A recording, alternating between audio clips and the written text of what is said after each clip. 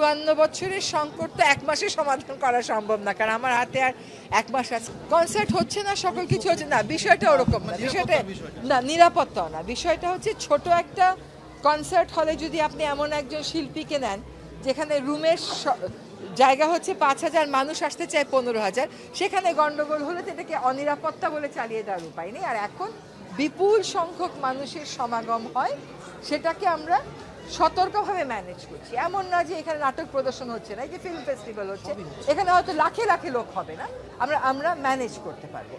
End of the day কিন্তু নিরাপত্তার দায়িত্বটা, শৃঙ্খলা রক্ষার দায়িত্বটা সরকারের উপরই এসে। ফেস্টিভ্যালের জন্য আসলে ওইভাবে আসলে অনুদানটা নাই, এবং হচ্ছে পৃথিবীর বিভিন্ন দেশে ফেস্টিভ্যালের জন্য আলাদা একটা পোর্শন থাকে, যেটা আমাদের এখানটায় 24তম ঢাকা ফিল্ম ফেস্টিভ্যাল হচ্ছে ঠিকই, কিন্তু এখন পর্যন্ত আমাদের নিজস্ব কোনো স্ট্রাকচার নাই। জি জি, এটা আসলে আমরা মানে আমাদের, এবং সিনেমা হলটাও ওইভাবে নাই যেখানে আমরা সিনেমাগুলো প্রদর্শন করবো।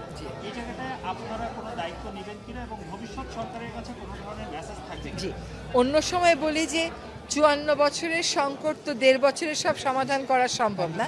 আপনাকে বলবো যে 54 বছরের সংকট তো এক মাসে সমাধান করা সম্ভব না, কারণ আমার হাতে আর এক মাস আছে। কিন্তু এটা খুবই গুরুত্বপূর্ণ একটা কাজ, এটা এতদিন হয়নি, এটাই দুঃখজনক। আমি দেখি কাজটা আমি শুরু করে দিয়ে যেতে পারি কিনা, কিন্তু আমার পক্ষে এটা শেষ করা তো কোনোভাবেই সম্ভব হবে না। ঠিক আছে, ধন্যবাদ।